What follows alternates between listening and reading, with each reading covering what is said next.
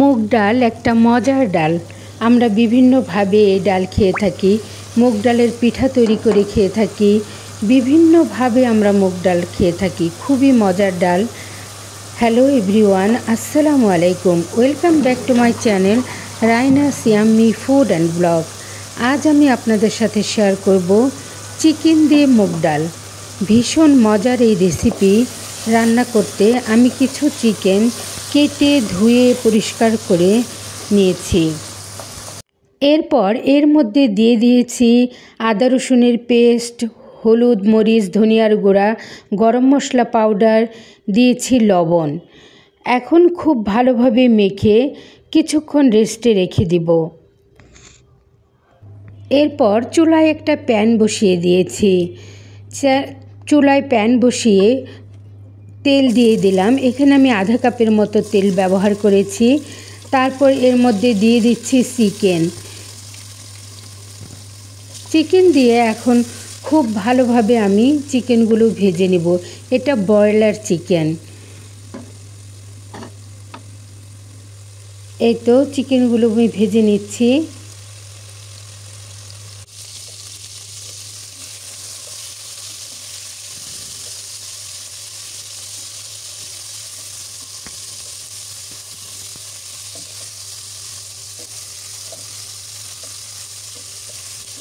এক পাশ খুব সুন্দর করে ভাজা হয়ে গেলে আমি আবার উল্টে দিচ্ছি।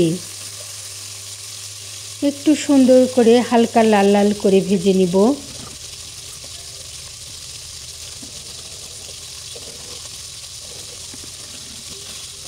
এই তো চিকেনগুলো ভাজা হয়ে গেছে। এখন এগুলো আমি তুলে নিচ্ছি। তুলে একটা বাটিতে নিয়ে নিচ্ছি। এরপর দেখতে পাচ্ছেন এখানে অনেক তেল আছে। এই তেলের মধ্যে আমি দিয়ে দিলাম কাটা পেঁয়াজ, রসুন, কাঁচামরিচ, দিয়ে দিলাম গোটা মশলা। সব দিয়ে একটু ভালোভাবে নাড়াচাড়া করে দিয়ে দিলাম মুগ ডাল।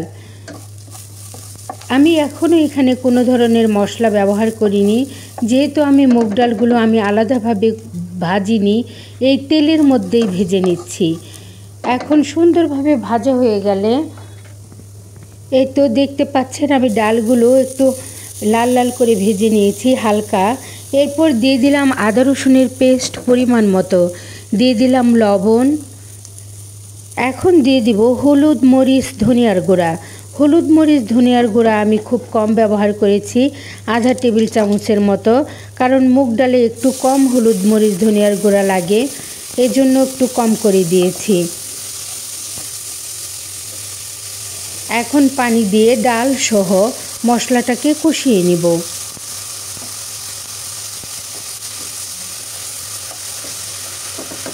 মশলা কষিয়ে নিচ্ছি।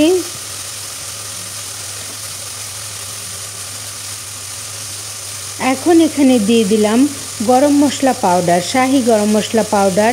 এখানে আমি 1 টেবিল চামচ ব্যবহার করেছি। আমি মাংসের সঙ্গেও কিছুটা ব্যবহার করেছি। মশলা কষানো শেষ। এখন এখানে আমি চিকেনগুলো ঢেলে দিলাম।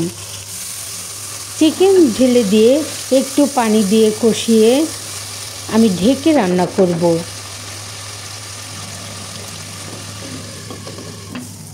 এই পানিটা শুকিয়ে গেলে কষাতে কষাতে তারপর আমি আবার একটু পানি দিয়ে কষাবো। যত সুন্দর করে কষানো হবে খেতেও ততই মজা হবে।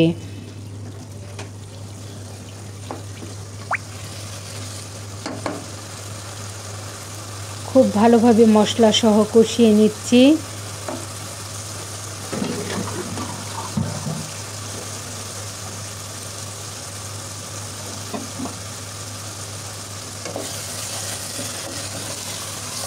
এই তো পানি একদম শুকিয়ে গেছে।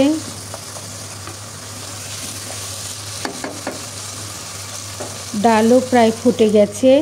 এবার আমি আরও একটু পানি দিয়ে দিলাম। আরও একটু পানি দিয়ে এখন রান্না করতে থাকবো।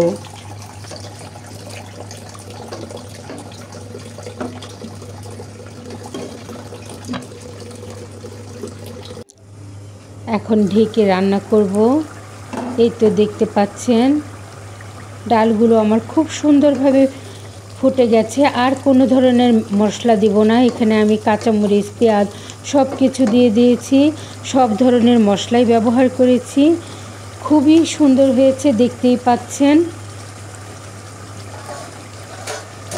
মুগ ডাল দিয়ে চিকেন, বিফ, খাসির মাংস যাই কিছু রান্না করেন না কেন খুবই মজা হয়।